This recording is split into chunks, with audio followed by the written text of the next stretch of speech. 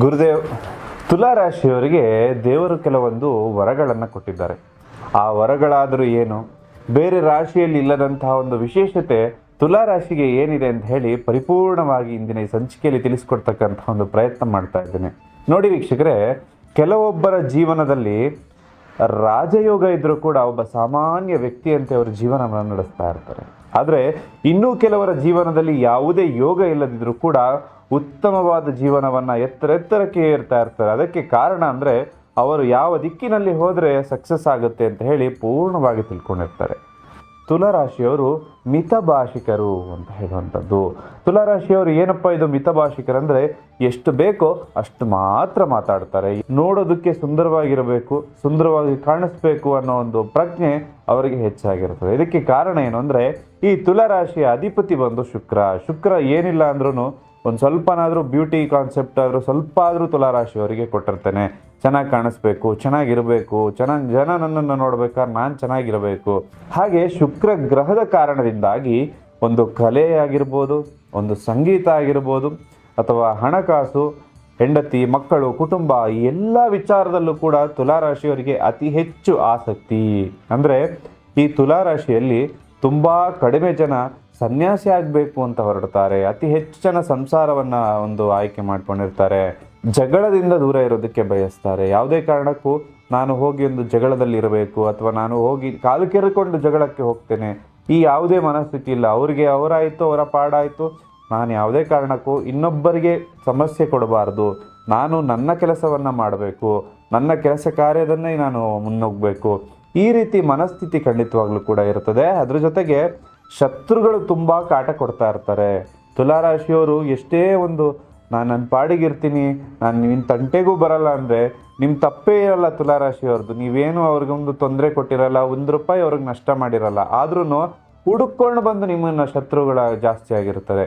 ಏನಕ್ಕೆ ಶತ್ರು ಆಗಿರ್ತಾರೆ ಅವ್ರಿಗೆ ಗೊತ್ತಿರಲ್ಲ. ಅವರು ಸುಮ್ಮನೆ ನಿಮಗೆ ಏನೋ ಒಂದು ತೊಂದರೆ ಮಾಡಬೇಕು ಅನ್ನೋ ಕಾರಣಕ್ಕೋಸ್ಕರನೇ ಶತ್ರುಗಳು. ನೀವು ಬೆಳೀತಾ ಇರ್ತೀರಾ, ನೀವು ಚೆನ್ನಾಗಿ ಇನ್ನೇನು ಅಭಿವೃದ್ಧಿ ಆಗಬೇಕು ಅನ್ನೋಷ್ಟರಲ್ಲಿ ಯಾರೋ ಏನೋ ಒಂದು ನಿಮಗೆ ತೊಂದರೆ ಮಾಡ್ತಾರೆ. ನೀವು ಹೋಗ್ತಕ್ಕಂಥ ದಾರಿಯಲ್ಲಿ ಅಡ್ಡಗಾಲನ್ನು ಹಾಕ್ತಕ್ಕಂಥ ಚಾನ್ಸಸ್ಸು ಜಾಸ್ತಿ ಇರುತ್ತೆ. ಅದರ ಜೊತೆಗೆ ಸ್ವಲ್ಪ ಈ ತುಲಾರಾಶಿಯವರಿಗೆ ಲೆಕ್ಕಾಚಾರದ ಸ್ವಭಾವ ಜಾಸ್ತಿ ಇರುತ್ತೆ.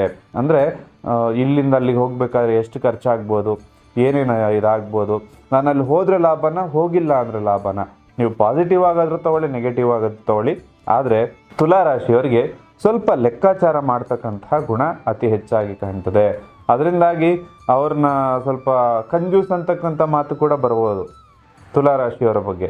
ಆದರೆ ಅವರು ಎಷ್ಟು ಬೇಕೋ ಅಷ್ಟು ಖರ್ಚು ಮಾಡಿ, ಎಲ್ಲವನ್ನ ಒಂದು ತಕ್ಕಡಿಯಲ್ಲಿ ಎಷ್ಟು ತೂಗಬೇಕೋ ಅಷ್ಟು ಮಾತ್ರ ತೂಗಿ, ಎಲ್ಲರನ್ನ ಕೂಡ ಬ್ಯಾಲೆನ್ಸ್ ಮಾಡಿಕೊಂಡು, ನನ್ನ ಮಕ್ಕಳಿಗೆ ಎಷ್ಟು ಖರ್ಚು ಮಾಡಬೇಕು, ನನ್ನ ಮನೆಗೆ ಎಷ್ಟು ಖರ್ಚು ಮಾಡಬೇಕು, ಫ್ರೆಂಡ್ಸಿಗೆ ಎಷ್ಟು ಖರ್ಚು ಮಾಡಬೇಕು, ಎಲ್ಲರನ್ನ ಸಮತೋಲನಲ್ಲಿ ಇಡ್ತಕ್ಕಂತಹ ಒಂದು ಪ್ರವೃತ್ತಿ ಖಂಡಿತವಾಗ್ಲೂ ಕೂಡ ತುಲಾರಾಶಿಯವರಿಗೆ ಅತಿ ಹೆಚ್ಚಾಗಿರುತ್ತೆ. ಅದರಿಂದಾಗಿ ನೀವು ನಿಮ್ಮ ತಂದೆ ತಾಯಿಯನ್ನು ಬಹಳ ಪ್ರೀತಿಸ್ತಾ ಇರ್ತೀರ. ತುಲಾರಾಶಿಯವರು ಪ್ರೀತಿ ಸಂಬಂಧಗಳಿಗೆ ಅತಿ ಹೆಚ್ಚಾಗಿ ಬೆಲೆಯನ್ನು ಕೊಡ್ತಾ ಇರ್ತಾರೆ.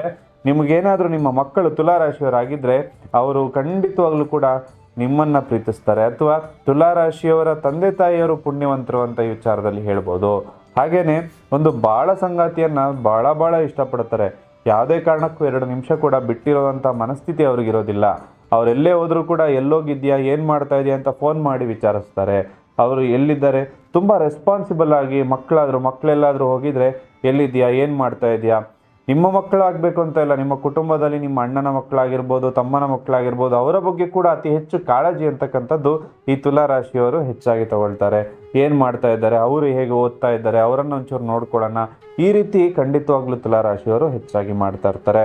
ಹಾಗೂ ಯಾರೊಂದಿಗೂ ಕೂಡ ಮನಸ್ತಾಪ ಅಂತಕ್ಕಂಥದ್ದನ್ನು ಮಾಡೋದಕ್ಕೆ ಇಷ್ಟಪಡೋದಿಲ್ಲ. ಎಲ್ಲರ ಜೊತೆ ಫ್ರೆಂಡ್ಲಿ ಆಗಿರೋಣ, ನಾನು ಆದಷ್ಟು ನನ್ನ ಕೆಲಸ ಆಯಿತು ಮಾಡ್ಕೊಂಡಿರ್ತೀನಿ, ಹಾಗೆ ಇನ್ನೊಬ್ಬರಿಗೆ ನನ್ನಿಂದ ತೊಂದರೆ ಆಗ್ತಾ ಇದೆಯಾ, ನಾನು ಅಲ್ಲಿಂದ ದೂರ ಇರ್ತೀನಿ ಅಂತಕ್ಕಂಥ ಒಂದು ಮನಸ್ಸು ಕೂಡ ನಿಮಗೆ ಖಂಡಿತವಾಗ್ಲೂ ಕೂಡ ಇದ್ದೇ ಇರುತ್ತೆ. ಹಾಗೆ ಎಲ್ಲವನ್ನ ಕೂಡ ಬ್ಯಾಲೆನ್ಸ್ ಮಾಡ್ಕೊಂಡು ಹೋಗ್ತೀರಾ, ಒಂದು ಹಣಕಾಸನ್ನು ಬ್ಯಾಲೆನ್ಸ್ ಮಾಡ್ಕೊಂಡು ಹೋಗ್ತೀರಾ. ಆದರೆ ಕೆಲವೊಂದು ಬಾರಿ ಎಡವತಕ್ಕಂಥ ಚಾನ್ಸಸ್ ಕೂಡ ಇರುತ್ತೆ. ಹಾಗಾಗಿ ನೀವು ನಿಮ್ಮ ಬ್ಯಾಲೆನ್ಸನ್ನು ಕರೆಕ್ಟಾಗಿ 2-3 ಸತಿ ಯೋಚನೆ ಮಾಡಿಕೊಂಡು, ಲೆಕ್ಕಾಚಾರದ ಮನಸ್ಥಿತಿಯನ್ನು ಸ್ವಲ್ಪ ನೋಡಿಕೊಂಡು ಮಾಡಿ.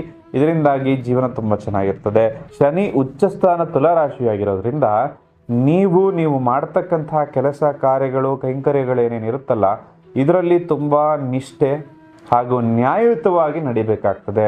ತುಲಾರಾಶಿಯವರು ಏನಾದರೂ ಒಂದು ಸ್ವಲ್ಪ ರಾಂಗ್ ರೂಟಲ್ಲಿ ಹೋಗ್ತಾ ಇದ್ದಾಗ ಶನಿ ನಿಮಗೆ ಖಂಡಿತವಾಗ್ಲೂ ಬಿಡೋದಿಲ್ಲ. ಮೈಂಡ್ ಡೈವರ್ಟ್ ಆಗಿ ನಾನೊಂದು ಶಾರ್ಟ್ ಕಟ್ ತಗೊಬಿಡ್ತೀನಿ ಅಂತ ಏನಾದ್ರು ತುಲಾರಾಶಿಯವರು ಹೊರಟ್ಬಿಟ್ರೆ ತುಂಬಾ ಅನುಭವಿಸ್ಬೇಕಾದಂತಹ ಒಂದು ಚಾನ್ಸಸ್ ಅತಿ ಹೆಚ್ಚಾಗಿರುತ್ತೆ. ಹಾಗೆ ಹಲವಾರು ವರ್ಷಗಳಿಂದ ಈಗ ತುಲಾರಾಶಿಯವರು ಬಹಳ ಕಷ್ಟವನ್ನ ಅನುಭವಿಸ್ಕೊಂಡು ಬಂದಿದ್ದೀರಿ ಇವತ್ತಿನವರೆಗೂ ಕೂಡ. ಅಷ್ಟು ಸುಲಭವಾಗಿ ನೀವು ಅಂದುಕೊಂಡ ಕೆಲಸ ಕಾರ್ಯಗಳು ಯಾವುದು ಕೂಡ ಈಗ ಆಗ್ತಾ ಇಲ್ಲ. ಆದರೆ ಮಾರ್ಚ್ 29 ನಂತರ ನಿಮ್ಗೆಲ್ಲ ಕಷ್ಟ ಕಾರ್ಯಗಳು ಕೂಡ ಪರಿಹಾರ ಆಗ್ತದೆ. ಜನವರಿ ತಿಂಗಳ ನಂತರದಲ್ಲಿ ತುಲಾರಾಶಿಯವರು ನಿಮ್ಮ ಕಷ್ಟಗಳಂತಕ್ಕಂಥದ್ದು ಒಂದೊಂದೇ ಪರಿಹಾರ ಆಗ್ತಾ ಬರ್ತದೆ. ಬಹಳ ಟೈಮಿಂದ ಕಷ್ಟ ಕಷ್ಟ ಕಷ್ಟ ಅಂತ ಹೇಳಿ ಏನು ನೊಂದ್ಕೊಂತ ಇದ್ದೀರಲ್ಲ, 100% ಹೇಳ್ತೇನೆ, ಜನವರಿ ತಿಂಗಳ ನಂತರದಲ್ಲಿ ನಿಮ್ಮ ಕಷ್ಟಗಳು ಒಂದೊಂದೇ ಕಡಿಮೆ ಆಗ್ತಾ ಬರ್ತದೆ. ಸಾಲ ಬಾಧೆ ಅಂತಕ್ಕಂಥದ್ದು ನಿವಾರಣೆ ಆಗಲಿಕ್ಕೆ ಸ್ಟಾರ್ಟ್ ಆಗುತ್ತೆ. ಸಾಲ ಬಾಧೆಯಿಂದ ಏನು ನರಳುತ್ತಾ ಇದ್ರಲ್ಲ, ಈಗ ನಿಮ್ಮ ಸಮಯ ಬಂದಿದೆ. ಖಂಡಿತವಾಗ್ಲೂ ಕೂಡ ಸಾಲವನ್ನು ತೀರಿಸೋದಕ್ಕೆ ನಿಮಗೆ ಹೊಸ ದಾರಿಗಳು ಖಂಡಿತವಾಗ್ಲೂ ಕೂಡ ಓಪನ್ ಆಗುತ್ತೆ. ನೀವು ಮಾಡ್ತಕ್ಕಂಥ ಕೆಲಸ ಕಾರ್ಯದಲ್ಲಿ ಗಮನ ಇಟ್ಟು ಕೆಲಸ ಮಾಡಿ. ಖಂಡಿತವಾಗ್ಲೂ ಕೂಡ ನಿಮ್ಮ ಸಾಲ ಬಾಧೆ ಅಂತಕ್ಕಂಥದ್ದನ್ನು ಕ್ಲಿಯರ್ ಮಾಡಲಿಕ್ಕೆ ಒಂದು ಅದ್ಭುತ ಅವಕಾಶ ಅಂತಕ್ಕಂಥದ್ದು ನಿಮಗೆ ತಿಳಿದುತ್ತೆ. ಹಾಗೆ ಇಷ್ಟು ದಿನ ಉಳಿತಾಯ ಅಂತಕ್ಕಂಥದ್ರ ಬಗ್ಗೆ ಗಮನ ಅಂತಕ್ಕಂಥದ್ದು ಕಮ್ಮಿ ಇತ್ತು.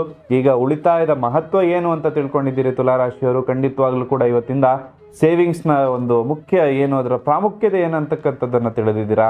ಸೇವಿಂಗ್ಸನ್ನು ಮಾಡುವಂಥ ಒಂದು ಅದ್ಭುತವಾದಂತಹ ಅವಕಾಶ ಕೂಡ ನಿಮಗೆ ಈಗ ಪ್ರಾರಂಭ ಆಗ್ತಾ ಇದೆ. ಹಾಗೆ ಕೆಲಸ ಕಾರ್ಯ ಯಾವುದೇ ಕೆಲಸದಲ್ಲಿದ್ದರೂ ಕೂಡ ನೀವು ಜಯವನ್ನು ಪಡಿತೀರಾ. ಒಂದು ಕೃಷಿಕರಿಗಾಗಿರ್ಬೋದು, ವಿದ್ಯಾರ್ಥಿಗಳಿಗಾಗಿರ್ಬೋದು, ಎಲ್ಲರಿಗೂ ಕೂಡ ಒಳ್ಳೆ ಟೈಮ್ ಬರ್ತಾ ಇದೆ. ನೀವು ಮಂಗಳವಾರ ಅಥವಾ ಶುಕ್ರವಾರದ ದಿವಸ ಒಂದು ದುರ್ಗಾದೇವಿ ದೇವಸ್ಥಾನಕ್ಕೆ ಹೋಗಿಬಿಟ್ಟು ಬನ್ನಿ ಅಂತ ಹೇಳ್ತೇನೆ. ತುಲಾರಾಶಿಯವರು ಯಾವುದಾದ್ರು ಒಂದು ವೃದ್ಧಾಶ್ರಮಕ್ಕೆ ಹೋಗಿ ವೃದ್ಧರ ಸೇವೆಯನ್ನು ಮಾಡಿ. ಯಾಕಂದರೆ ಅವರ ಮಕ್ಕಳು ಅವರನ್ನು ಬಿಟ್ಟಿರ್ತಾರೆ. ಅವರನ್ನು ನಿಮ್ಮ ತಂದೆ ತಾಯಿ ಅಂತ ಭಾವಿಸ್ಕೊಂಡು ಅವರ ಸೇವೆಯನ್ನು ಮಾಡಿ. ಸೇವೆ ಅಂದರೆ ಅವ್ರಿಗೊಂದು ಏನಾದರೂ ಕೊಡಿಸುವಂಥದ್ದು. ಅಲ್ಲಿ ಯಾವುದೇ ಕಾರಣಕ್ಕೂ ದುಡ್ಡು ಕೊಡೋದಕ್ಕೆ ಹೋಗಬೇಡಿ. ನಿಮ್ಮ ಕೈಯಲ್ಲಿ ಏನಾಗುತ್ತೋ ಅವ್ರ ಕೈಗೆ ಒಂದು ಹಣ್ಣು ಹಂಪಲು ಕೊಡಿಸ್ತಕ್ಕಂಥದ್ದಾಗಿರ್ಬೋದು, ಅಥವಾ ಅವರ ಮಾತ್ರೆ ಔಷಧಿಗಳೇನಾದ್ರು ಖಾಲಿ ಆಗಿದ್ರೆ ಅದನ್ನು ಕೊಡಿಸಿ, ಅಥವಾ ಈಗ ಚಳಿಗಾಲ ಬಂದಿದೆ, ಚಳಿಗಾಲ ಬ್ಲ್ಯಾಂಕೆಟ್ ಕೊಡಿಸುವಂಥದ್ದು. ಇದೆಲ್ಲ ಮಾಡೋದ್ರಿಂದ ಖಂಡಿತವಾಗ್ಲೂ ಕೂಡ ನಿಮ್ಮ ಕೆಲಸ ಕಾರ್ಯಗಳು ಇನ್ನಷ್ಟು ಬೇಗ ನಿಮಗೆ ಸಿದ್ಧಿ ಆಗುತ್ತೆ. ಹಾಗೆ ಯಾರೇ ಒಬ್ಬ ಆತಂಕ ಏನೇ ಮನಸ್ಸಲ್ಲಿ ದುಗುಡ ಇಟ್ಕೊಂಡಿದ್ರೆ ನನ್ನ ಕೆಲಸ ಆಗುತ್ತಾ ಇಲ್ವೋ ಅಂತ ಈ ಒಂದು ಸರಳ ಪ್ರಯತ್ನ ಮಾಡಿ ನೋಡಿ. ಯಾವ ಪೂಜೆ ಪುನಸ್ಕಾರದ ಅವಶ್ಯಕತೆನೂ ಇಲ್ಲ. ಈ ಒಂದು ಪ್ರಯತ್ನವನ್ನು ಮಾಡಿ ನೋಡಿ. ನೀವು ಅಭಿವೃದ್ಧಿ ಆಗಿಲ್ಲ ಅಂದರೆ ಕೇಳಿ. ಇದಿಷ್ಟು ಜನವರಿ ತಿಂಗಳ ಮಾಸ ಭವಿಷ್ಯ ತುಲಾರಾಶಿಯವರದಾಗಿತ್ತು. ಎಲ್ಲರಿಗೂ ಶುಭವಾಗಲಿ. ನಮಸ್ಕಾರ.